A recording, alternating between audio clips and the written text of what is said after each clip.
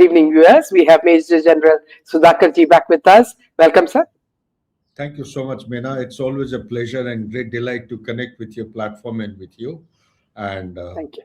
hope I'm able to contribute to your expectations. Absolutely. Yeah. And so we'll go straight to what's happening now, Major General. We are talking about the Iran has launched attacks on several U.S. allies across the Middle East, targeting the UAE, Qatar, Bahrain, Kuwait, and Saudi Arabia in retaliation for American and Israeli strikes on Iranian territory on February 28th. Among the reported targets were Dubai's Burj Khalifa, Jumeirah Island, the Fairmont, the Burj Al Arab Hotel, Dubai International Airport, and Abu Dhabi's Zayed International Airport, along with US military bases in Qatar and Kuwait. A residential building in Bahrain was also struck, and a hotel as well. Authorities have confirmed multiple injuries, with casualties reported in some locations. Why do you think, sir, are they attacking civilian targets? See, morning once again. Good morning, Meena, and thank you so much for inviting me. Now, our viewers should do well to understand why did the attack take place. Very quick update on that. This attack, as far as my take is concerned, it cannot be justified the way it has taken place. Okay, when the peace negotiations were on, talks were on at Geneva, second round, and the interlocutors headed by the mediation party from Oman, that is the third party. Negotiations are not taking place one to one. There is a third party mediation taking place. They had given a clear indication that it is very close to reaching a solution. So very close to reaching a solution does not warrant a kind of a preemptive attack which Israel claimed to have launched. And in the preemptive attack, you don't go in for the main attack and then insist regime change. A regime change is not the permanent solution to all this. This has to be understood. So what was the first demand? Very briefly, the demand from US and Israel was firstly the enrichment must be de-enriched or descaled from weapon grade down to water. Within this, there are subtitles. One, the infrastructure must be totally destroyed or removed. Number two, any intention, any capability to enrich the uranium should be done away with. Number three, they should have no plans to make any atom bomb. And fourthly, whatever are the existing assets for even for civil nuclear energy, those things also should not be available. And what's to that effect? So demands kept on, goalposts kept on changing under this particular head, and somehow they narrowed down, they discussed a way ahead and came to a conclusion that Iran was agreeable to whatever USA was demanding or Netanyahu was demanding, provided the sanctions were lifted. This was the talk in the open source, and I'm sharing with you. There is nothing to add or fabricate. If I'm going wrong, I'm open to corrections. I'm also a common man like you, a retired soldier. The second most important thing they were demanding was that the Houthis, the Hamas, the Hezbollah, and the Hadil al-Saib and the militias, which are supported by Iran, should be the funding should stop. All the military hardware which are being given, they should be stopped. They should gradually, what's to the effect, for lack of correct expression, abandon them.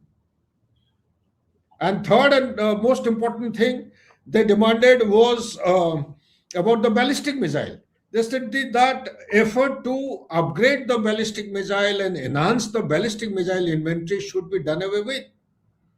Which country in the world, a civilizational country of the size of Iran, having a very high level of self-confidence and self-esteem, which country will forego all this? And last but not the least, that the unrest, civilian unrest or whatever agitation is going on, they should not execute or carry out capital punishment of any of the victims or the convicts. These are the kinds of things, as per the Sharia law, anyone doing A, B, C, D, they will be subjected to hanging and those kind of things. So Iran came out with a very clear kind of a thing. Those three, the bottom three, are non-negotiable. They cannot be accepted. You simply discuss about the nuclear. So when the nuclear issue was being discussed, they came to somewhere very close to the solution. I personally feel, this is my take. I not that, please don't misunderstand my. A lot of people since morning, since part 2 3 days, they have been passing comments on the mobile. Since when you have become pro-Iranian? In international relationship, you don't know how things will change. You cannot brand a particular country as enemy forever, eternal enemy. No, the same enemy also can come handy. Your Chabahar port has been closed. It is to a strategy. It is to a design, which perhaps we don't know. We don't understand. There is no budget allocation for Chabahar port this year from India's side. Okay, so and you want to make an entry into Afghanistan. You have already invested $3 billion for the people-friendly project, and we want an access into the Central Asian Republic. Plus, Afghanistan enjoyed the centrality of containing China, because China has come into Pakistan, made CPEC, and tried to diversify the CPEC into Afghanistan and go towards Turkmenistan through Wakhan corridor, through Peshawar and Kabul. Likewise, the best way to contain China or counter China is to have your footprint in Afghanistan. It's a very wise investment by the government of India.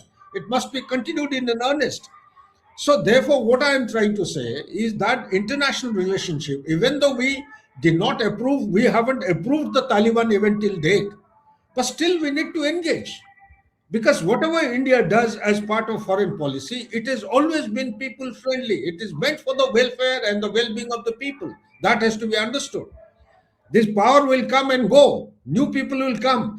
Therefore, our engagement, why Taliban is coming back to India time and again? It is coming back because people love India.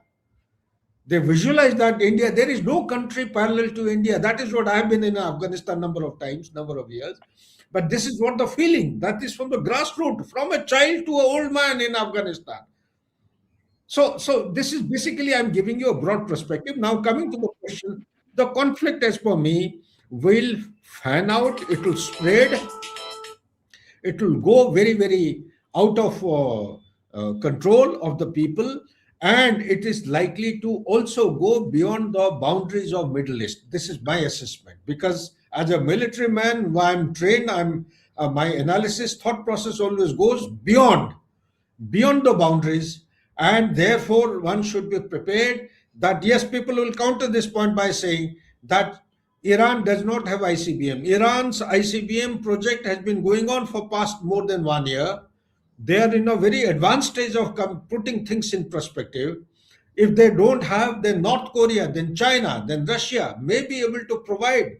DF-17 is a kind of a missile which is far better and greater than the Tomahawk missile of USA. Tomahawk missile is actually a sea-launched missile. It covers a range of around 1500 to 2500 kilometers. The radars cannot pick up. So what I'm saying is the question which you have pointedly asked, that Iran's retaliation had touched almost all the GCC countries. They're targeting the city centers and the places of economic and the tourist centers in Dubai. What is the aim behind it? The aim behind this, as per my assessment, is that these countries, after being attacked by Iran, sooner or later they will affect the GCC countries. It will impact the oil production. All the GCC countries, they have oil production centers. All the oil production, let me also share this information. Not many people will be knowing about this. Wherever you have the oil rigs, in the proximity, you have a Shia dominated population. You have Shia population in all these. You have in Oman, you have in Saudi Arabia, you have in Kuwait, you have in Bahrain, you have in Iraq as well. So all the GCC countries, you will find some Shia population close to the oil rigs. The production getting impacted, it will affect the international oil price. As on today, it is already touching $80 per barrel. The international Brent crude oil rate was 62.03 2 days or 3 days back. It has taken a jump. People are suspecting it may go up beyond $100 a barrel. And if you look at the largest consumers of the fossil fuel, they are China and America. China has got a stock of 1.3 billion barrels as a reserve which will last for 4 months. USA has got 419 million barrels. which also would meet the requirement of 4 months. So both the countries put together, they have just about enough things to last for about 4 months. What happens from the fifth month? Do they have enough? Because the Strait of Hormuz is likely to be choked. 20% of oil of the world passes from the Persian Gulf outside. 25 to 30% of oil is produced every day in the Middle East. Although it has got the largest reservoir, around 50% or little more than that, Venezuela is the largest, followed by Saudi Arabia, followed by Iran. Iran has got oil which is 11 to 12% of the world reserve.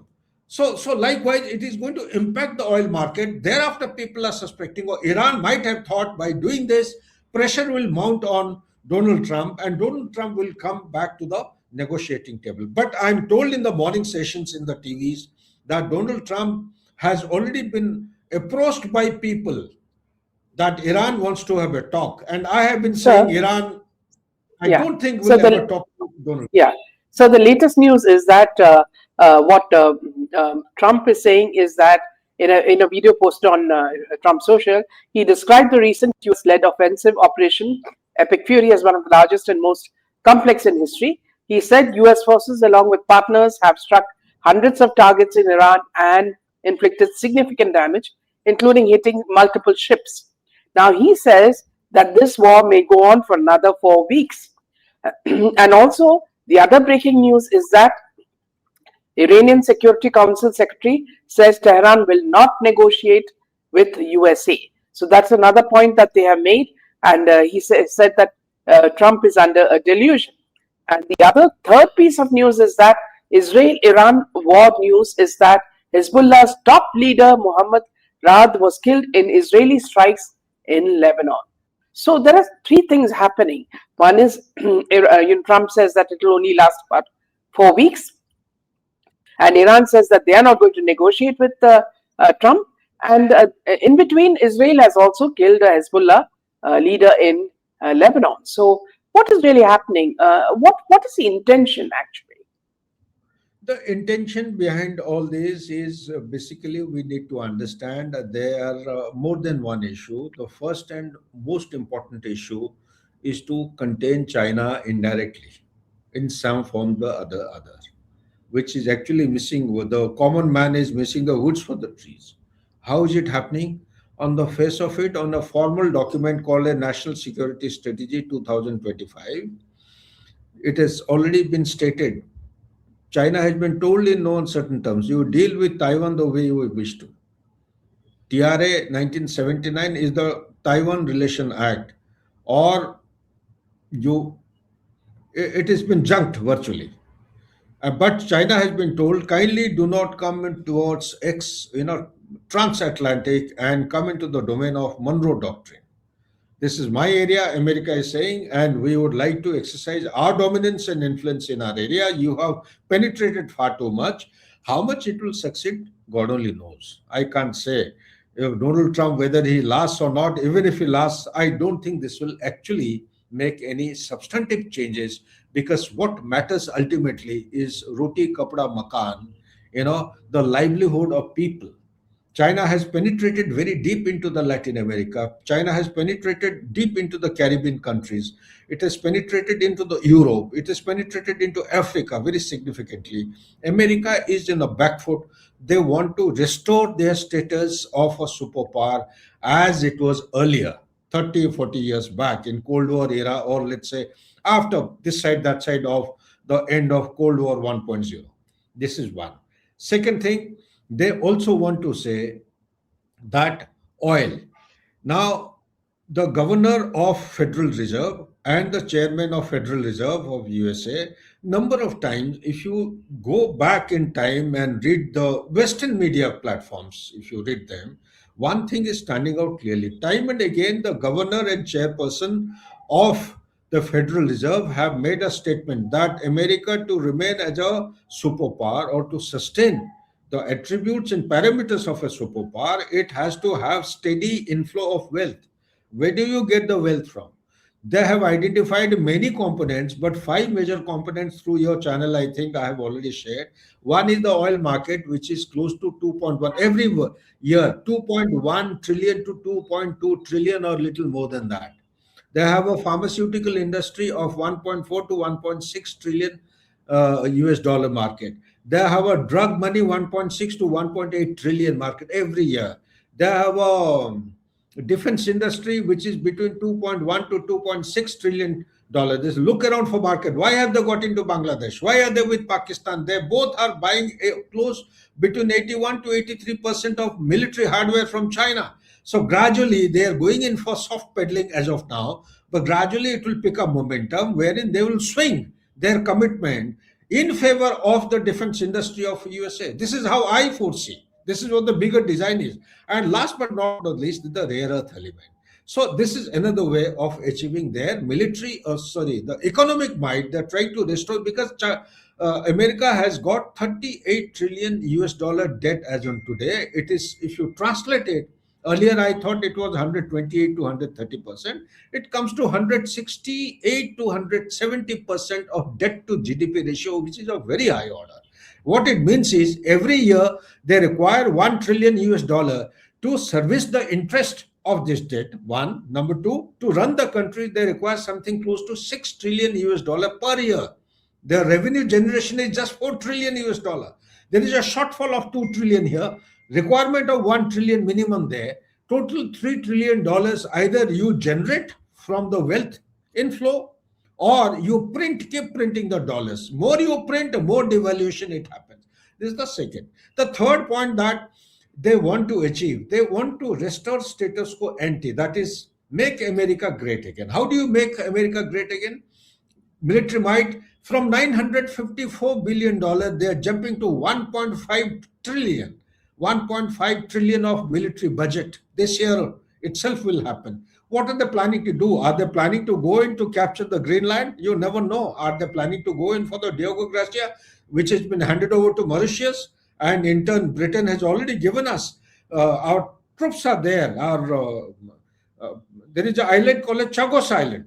In Chagos Island, we already have our intelligence detachment, which carried out survey underwater, so that the Chinese submarines, which have been actually infiltrating into the Indian Ocean region, we get advanced information.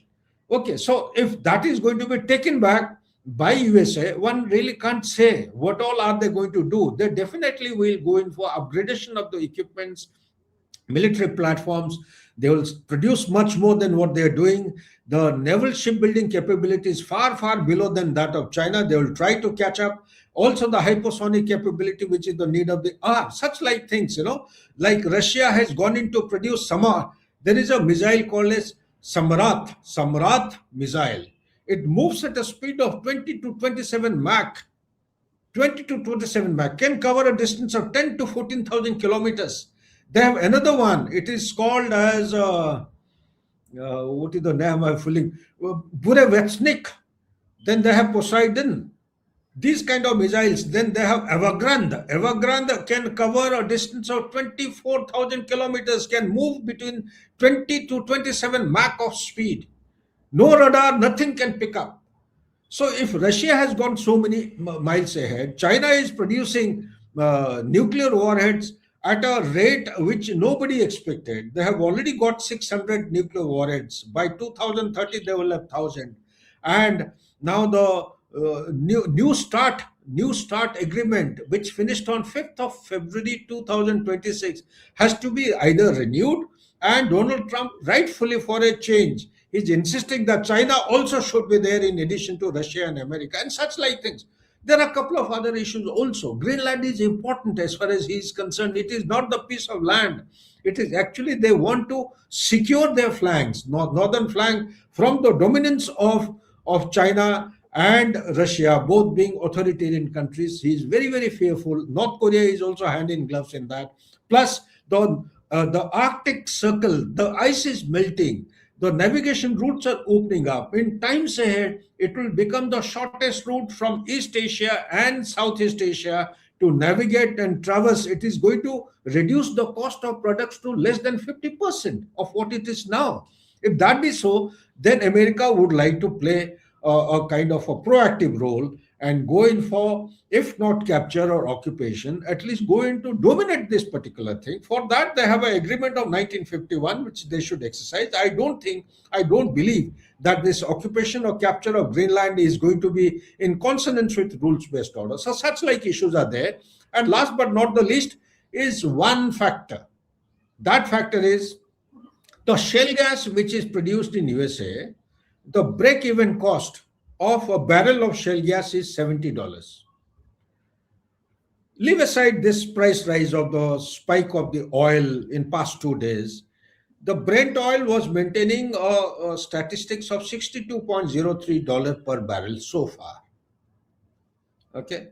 If oil of Iran and Venezuela come out into the open market, one has to understand that the oil price of Brent oil will fall from $62.03. It is assessed to fall below $30. If the international oil price is $30, which country is so fool that they will go rushing to America to buy shale gas? Who will buy at $70? That is the whole thing. The economics of the entire issue is driving all this. Regime change is just a facade. And Yeah, second thing, absolutely. you must keep in mind that Netanyahu, Israel is having an election in October. Netanyahu would like to extend this conflict till as late as possible. Midterm elections are in November in USA. Donald Trump has got too many things now putting pressure on him. It has got Epstein file, it has got ICE attack, it has Venezuela thing has not been taken kindly, economy is in doldrums. The tariff war has been given a slap by the Supreme Court. It has been said it is illegal. He's down to 10% now. There are a host of things where the popularity is making the popularity of Donald Trump go down to as low as 32%, which I don't believe. It is too low for a president of USA. I think it should be hovering between 34 to 36%. But my friend says it has gone down to 32%, whichever is correct. I mean, though it is extremely low, he is such a president. No other president prior to have gone down to such a low popularity level till date. Back to you, Yeah, Meena. yeah. So moving to Modi ji's visit to Israel, what do you think PM Modi and Netanyahu discussed before the US struck Iran?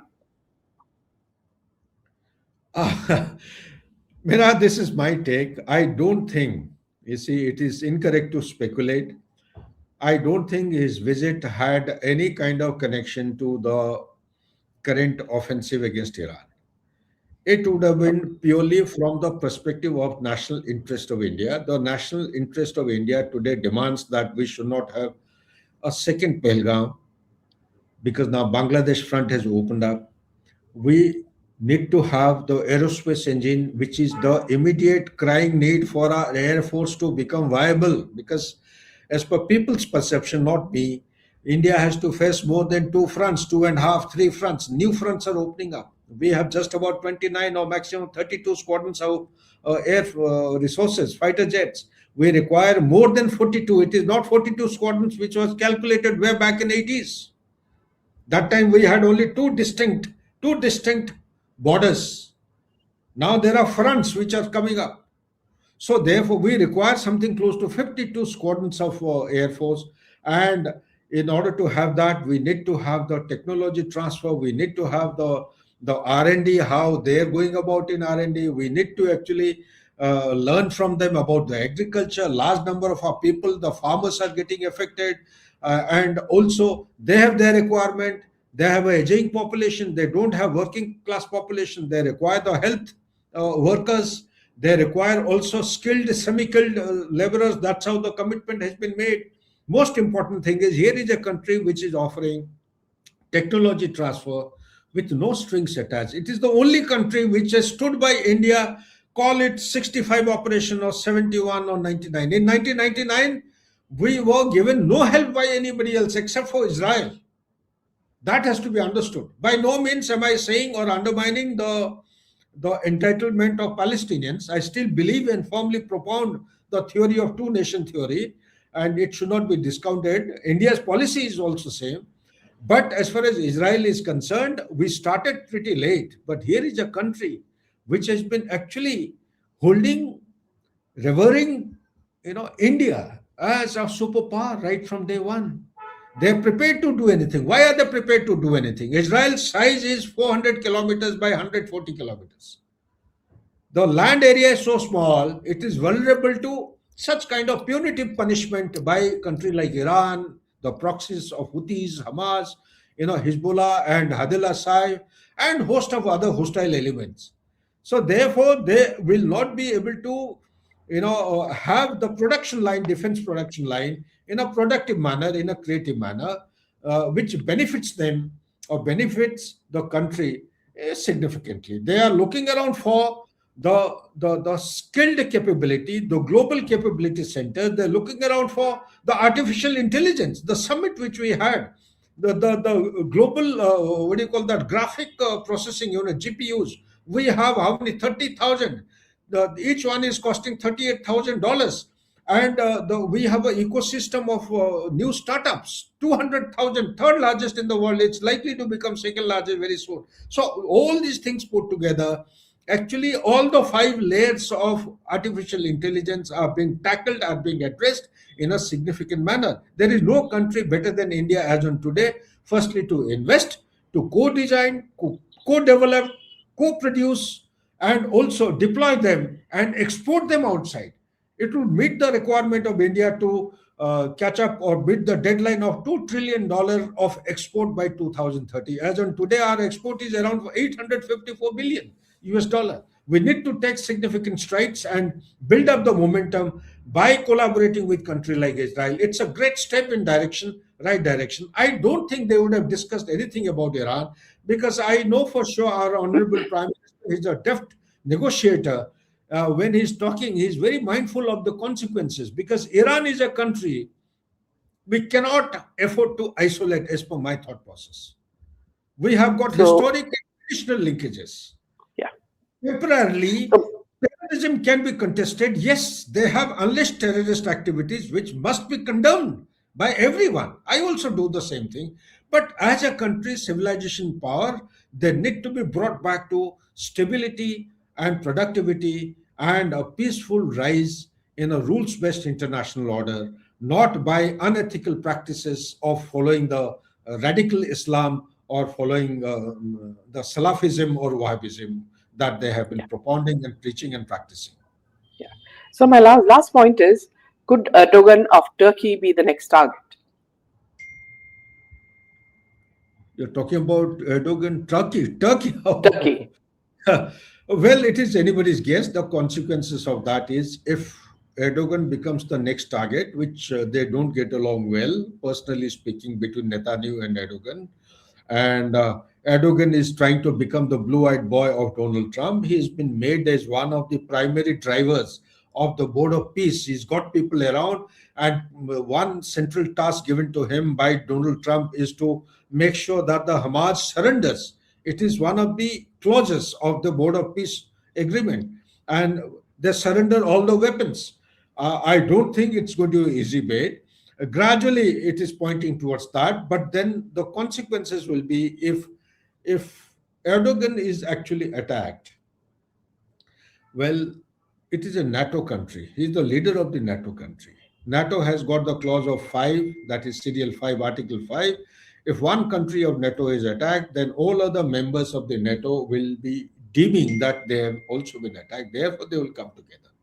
So, this is one explanation which I have to offer. At the moment, I don't visualize, however, it cannot be discounted. But along with Erdogan, there is another country which is coming to my mind. The question which comes to my mind is, Pakistan going to be the next country? Is Munir going to be the next person?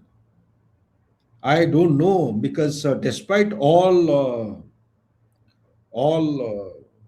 signatures contrary to the American way of collaborating, American way of forming groups and alliances, uh, the current state of bonhomie between Pakistan and USA is based on very serious fault line, and those serious fault line cannot be hidden for too long.